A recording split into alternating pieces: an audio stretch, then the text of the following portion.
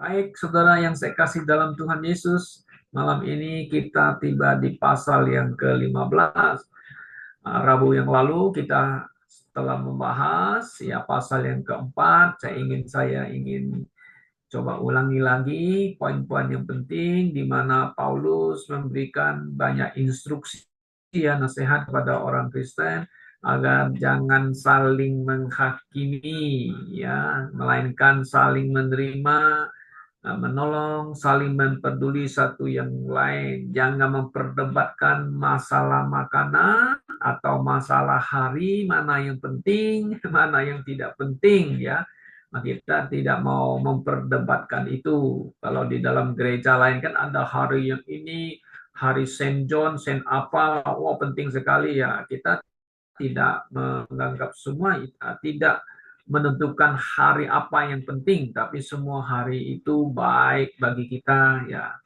Dan juga Paulus mengatakan bahwa masalah kerajaan Allah itu bukan tentang makanan atau minuman, melainkan kebenaran, ya, damai sejahtera dan sukacita di dalam Roh Kudus. Nah, kata di dalam Roh Kudus itu kalau sudah perhatikan terjemahan lain itu oleh Roh Kudus ya, tapi in the Holy Spirit ya. Saudara bisa perbaiki sedikit koreksi di pasal yang keempat itu ya. Ya. Oke, sekarang kita tiba di pasal yang kelima, 15 maksud saya ya. Ini adalah pasal yang Paulus ingin memberikan juga beberapa instruksi nasihat kepada orang Kristen ya, di dalam gereja lokal kita harus ya saling menopang, menguatkan, saling memberi nasihat dan sebagainya. Oke.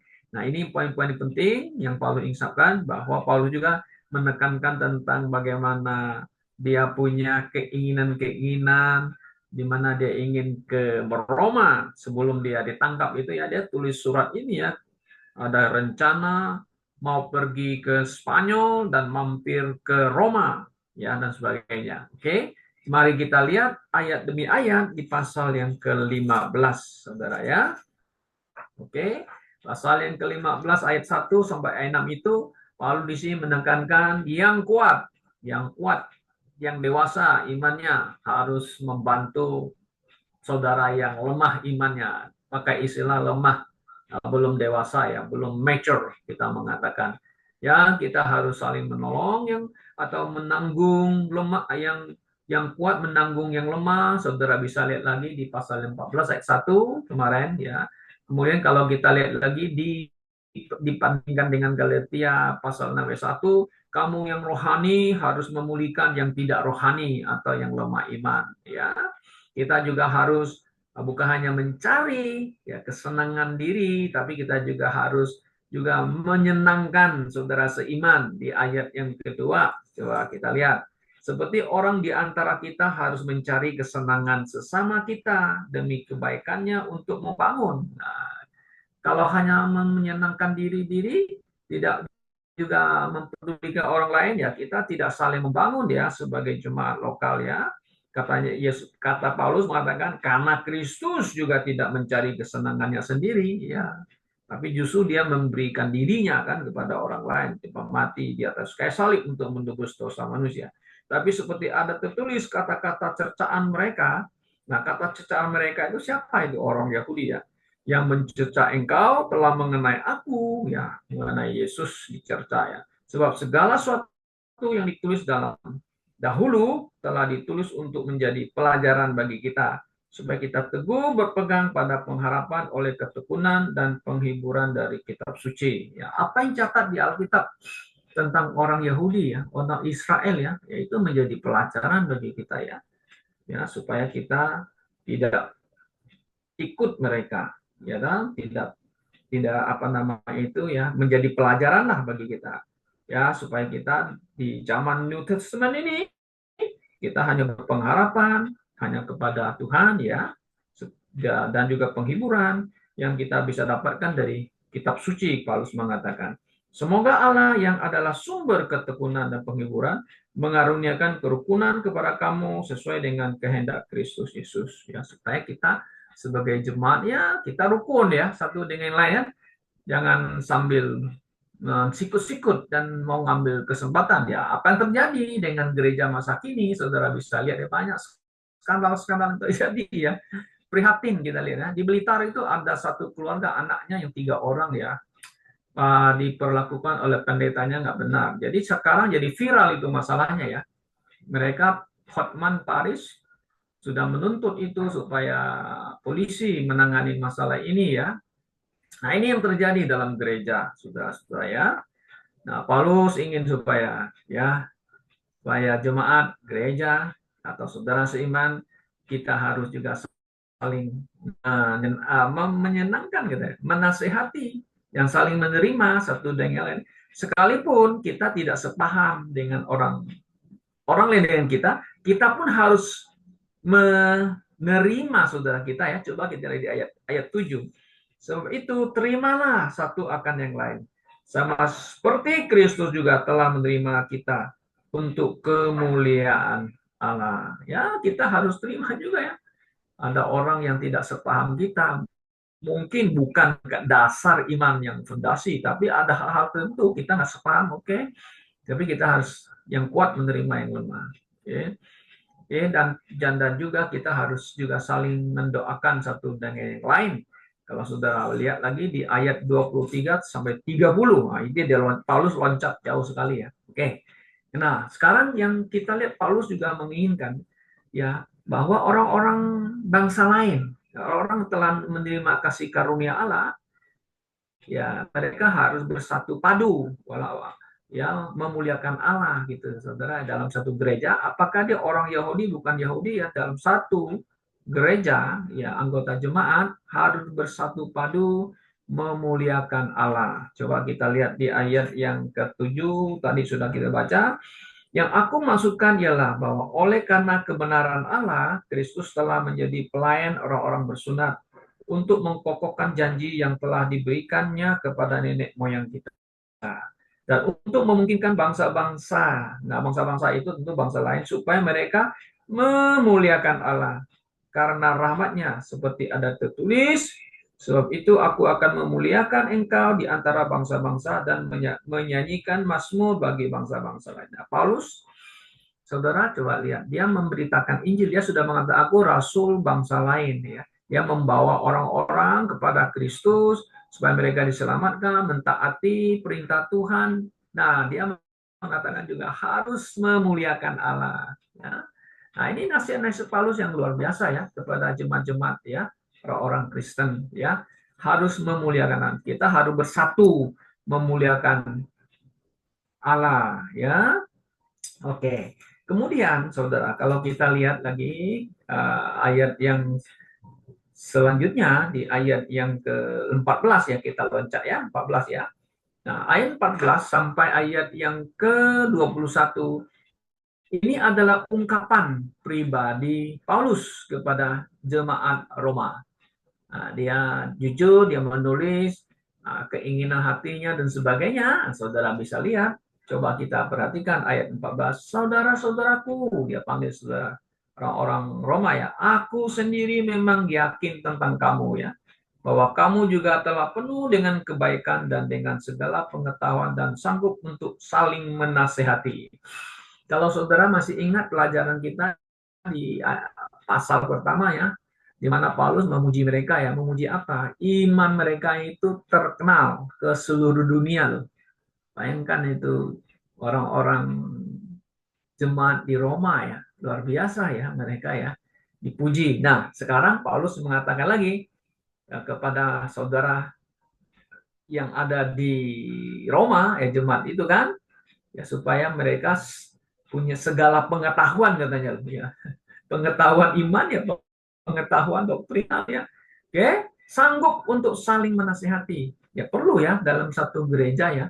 Kita memang dianjurkan harus saling menasihati ya. Kalau saudara ada yang sudah keliru, kalau sudah menyimpang, ya kita boleh memberi nasihat ya. Namun karena kasih karunia yang telah dianugerahkan Allah kepadaku, kepada Paulus, aku di sana sini dengan dengan agak berani telah menulis kepadamu untuk mengingatkan kamu. Nah, dia tulis surat itu, dia mau mengingatkan mereka juga ya, yaitu bahwa aku boleh menjadi pelayan Kristus Yesus bagi bangsa-bangsa, bukan Yahudi, dan pelayanan pemberita Injil Allah, supaya bangsa-bangsa bukan Yahudi dapat diterima oleh Allah sebagai persembahan yang berkenan kepada Allah. Nah, jadi Paulus mengatakan bahwa apa yang dia dapatkan, pelayanan itu, di mana Yesus yang memberikan pelayan itu. Nah, makanya Paulus, kalau saudara perhatikan di dalam doktrin dispensasi kan, kalau saudara dibaca di Efesus pasal 3 kan dia pakai istilah dispensasi ya. Dispensasi anugerah Allah. Kalau terjemah Indonesia kan penyelenggaraan kasih karunia Allah yang diberikan kepada Paulus untuk memberitakan Injil Allah. Kenapa dia pakai Injil Allah di sini ya, bukan Injil Kristus ya? Ya memang bisa interchangeable, tapi Injil Allah itu adalah di mana Injil yang tentang Tuhan Yesus juga kan, tentang Yesus yang dikirim oleh Allah Bapa kepada bangsa Israel, ya kan? Nah, orang Yahudi juga harus paham mengerti bahwa kabar baik sukacita di mana Allah Bapa, ya Elohim kalau orang Yahudi mengatakan, telah mengutus Yesus ya adalah Mesias. Mesias apa? Untuk datang menebus dosa mereka, kan begitu. Nah, orang-orang Yahudi sebenarnya sudah paham mengerti ini konsep tentang teologi itu gitu ya. Oke.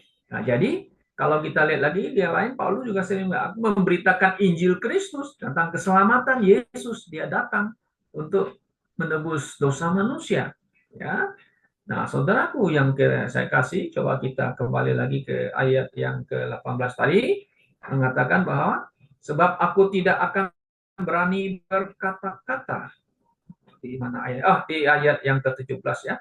Jadi dalam Kristus aku boleh bermegah tentang pelayananku bagi Allah. Dia bangga nggak? Ya bangga. Makanya Paulus mengatakan dia, sejak dia diselamatkan dan dia mendapatkan pelayanan anugerah ini, ya masa lalunya, ya kan dia kan muridnya Gamaliel ya, menjadi Farisi, punya jabatan yang indah di masyarakat orang Yahudi. Kalau jadi Farisi itu wah, orang yang terhormat, orang yang disanjung, orang yang dihormati ya. Tapi setelah mengenal Yesus, dia mengatakan semua itu jadi sampah begitu ya. Nah, jadi pelayan Tuhan, melayani Tuhan, memberitakan Injil Yesus Kristus dan kepada bangsa-bangsa lain, wah dia bangga. Oke, jadi dalam Kristus aku boleh bermegah. Bermegah itu oke lah, to glorify in Christ. Oke, bermegah ya, bangga, megah ya. Oke, tentang pelayananku bagi Allah.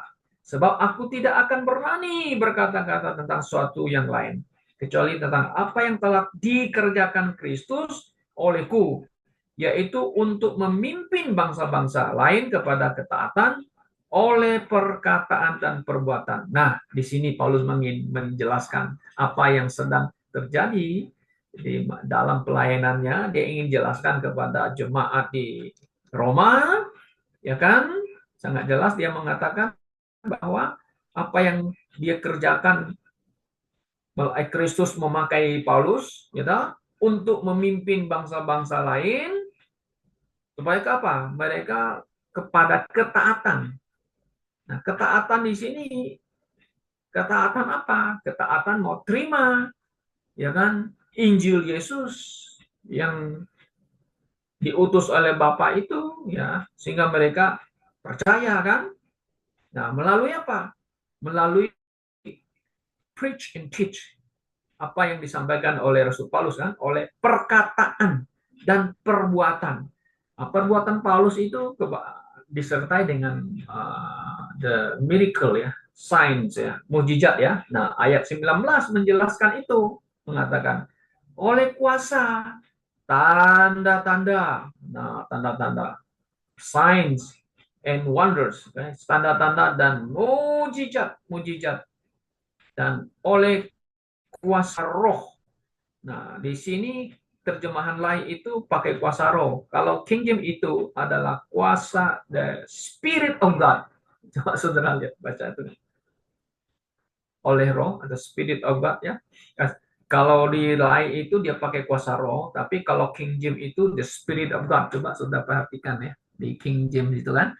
Nah, the power of the Spirit of God. Kalau lain pakai dia langsung diinterpretasikan roh ya, kuasa roh. Oke. Nah, demikian dalam perjalanan keliling dari Yerusalem sampai ke Illyricum, aku telah memberitakan sepenuhnya Injil Kristus. Nah, saudara perhatikan ayat 16, pemberitaan Injil Allah. Ayat 19, dia mengatakan sepenuhnya memberitakan Injil Kristus. Ya, Injil Kristus tentang apa? Ya, tentang apa yang dapat dia dapatkan, tentang ajaran-ajaran yang dia peroleh, dan pernyataan-pernyataan Yesus kepadanya yang dia dapatkan, itu yang dia beritakan. Maka dia sebut sini sepenuhnya Injil Kristus. Saudara ya. Oke. Dan dalam pemberitaan itu aku menganggap sebagai kehormatanku. Wah, dia bangga ya, dia bangga bahwa aku tidak melakukannya di tempat-tempat di mana nama Kristus telah dikenal orang, supaya aku jangan membangun di atas dasar yang telah diletakkan orang lain. Jadi begini, dalam pelayanan Paulus itu dia tidak ingin mencaplok daerah yang telah dilayani orang lain. Oke. Jadi dia ingin pergi untuk memberitakan Injil di tempat di mana Kristus belum diberitakan. Nah, ini yang hebat Paulus ya. Saya lihat, wah, Paulus ini dia pergi ke daerah yang belum disentuh oleh Injil Kristus. Nah, di sanalah dia ingin memberitakan Injil Yesus Kristus. Nah, kalau kita zaman sekarang kan kita beda ya, pemberitaan Injil ya. Walaupun di dalam satu kampung itu sudah ada gereja, kita juga mau masuk pakai nama merek gereja lain, denominasi ya, yang lain ya masuk. Jadi di satu kampung itu bisa beberapa merek gereja ada di sana ya. Ada yang karismatik, ada yang protestan, ada yang baptis, ada yang injili dan sebagainya dan sebagainya. Oke. Nah, Paulus katanya, aku nggak mau, katanya. Hebat nih Paulus, biasa ya. Ya, saudara, ya pergi ke tempat lain, untuk memberitakan Injil. Tetapi sesuai dengan yang ada tertulis, mereka yang belum pernah menerima berita tentang dia, Yesus, akan melihat dia. Ya, melihat Yesus itu akan percayalah ya pada Yesus. Dan mereka yang tidak pernah mendengarnya akan mengertinya, kan gitu. Ya, supaya mereka mengerti siapa Yesus Kristus, siapa Yesus yang sebenarnya. Ya, dan mereka mendapatkan hidup yang kekal dari Yesus kan.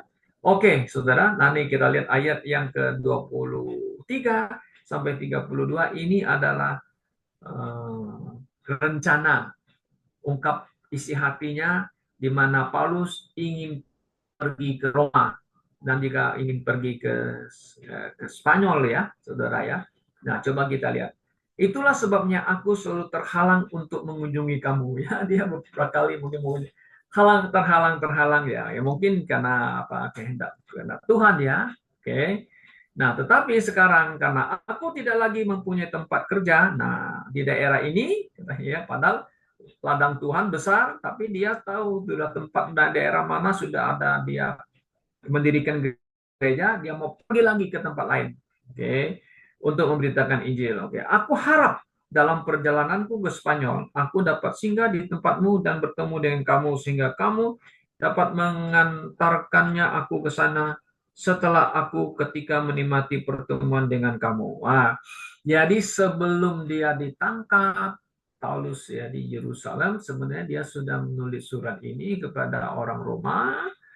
Dia punya kerinduan pergi ke Roma mau kunjungi mereka, tapi dia pergi ke Spanyol kan dia mau singgah dulu ya ke Roma ya.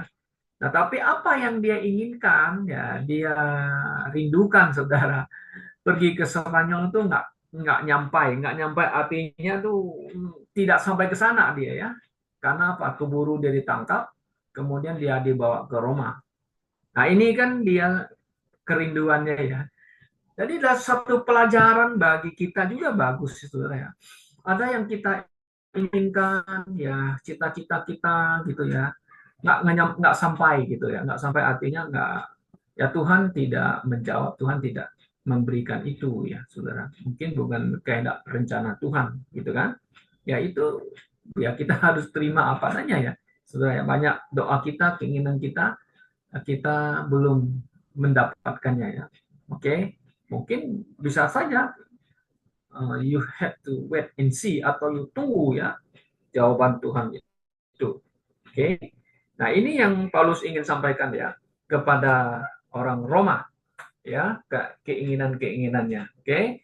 Nah, kemudian Saudara kita lihat bahwa akhir-akhir ini ya Pak, Spanyol yang disebut di sini Saudara tahu, itu banyak terjadi masalah dengan orang Yahudi. Dalam perang dunia pertama, kedua juga sudah ada benih-benih kebencian kepada antisemit gitu. Nah, kemarin beberapa hari yang lalu saya lihat di YouTube ada satu perkumpulan besar orang Spanyol ya mengadakan demo dan pro kepada Palestina di Spanyol di ibu kota apa Spanyol ibu kotanya apa ya itu mengadakan acara yang pro ke Palestina. Nah, juga tentu kalau pro Palestina berarti mereka itu sudah ya punya apa namanya itu uh, sikap sifat antisemit, antisemit, anti Yahudi begitu ya. Nah ini Spanyol, ini salah satu Eropa yang sudah terus terang-terangan ya antisemit gitu ya. Oke, nah saudara kita menyadari bahwa apa yang terjadi pada masa sekarang ini ya bahwa kebencian kepada orang Yahudi semakin ya eskalasinya bertambah ya. Ya ini memperlihatkan kepada kita penggenapan akan orang Yahudi akan digenapi dan mereka akan kembali ke tanah leluhurnya ya nanti pelan-pelan mereka sudah mulai kembali ke tanah leluhurnya. Nah, Paulus mengingatkan orang Kristen, orang-orang yang bukan Yahudi, dimanapun berada. Ya, ayat 27 dia mengatakan demikian. Keputusan ini memang telah mereka ambil, tapi itu adalah kewajiban mereka. Sebab jika bangsa-bangsa lain telah beroleh bagian dalam harta rohani orang Yahudi, nah, kita mendapat harta rohani, ya, karena kita menerima anugerah Yesus ya, maka wajiblah juga bangsa-bangsa lain itu melayani orang Yahudi dengan harta duniawi mereka. Nah, Paulus ingin menghimbau orang-orang Kristen dimanapun supaya mereka itu memberikan love gift, artinya persembahan kepada orang Yahudi yang miskin. Kenapa? Kita sudah mendapat harta rohani, masa kita nggak mau katanya memberikan juga harta yang kita miliki dunia ini untuk membantu orang-orang Yahudi. Ya, gereja kita nggak bisa bantu finansial, kita hanya bisa bantu dengan doa. Tapi mereka yang punya gereja besar, jemaat besar, yang punya dana besar, ya seperti di Amerika, ya, mungkin sebagian juga ada yang di Korea ya, saya pikir Korea dan tempat negara lain, yang negara yang sudah makmur, ya banyak juga orang-orang Kristen yang sudah kaya raya, ya mereka juga mendukung ya finansial untuk pekerjaan dan pelayanan di Israel. Oke. Nah, saudara itu yang Paulus ingin sampaikan dan ini juga bisa menjadi satu pelajaran bagi kita sebagai orang-orang Kristen di akhir zaman ini ya bahwa kita harus menjadi gereja Tuhan yang mendukung orang Yahudi, bukan mendukung karena perang, tapi mendukung karena eksistensinya bahwa mereka adalah umat pilihan yang tidak dibuang oleh Allah seperti sebagian orang Kristen menganggap Tuhan sudah membuang mereka. Tapi mereka adalah umat pilihan dan Tuhan akan tetap memegang janjinya untuk menggenapi apa yang harus digenapi sesuai dengan firman Tuhan. Kiranya Tuhan menolong kita dan Tuhan memberkati gereja kita yang kecil ini untuk kemuliaannya.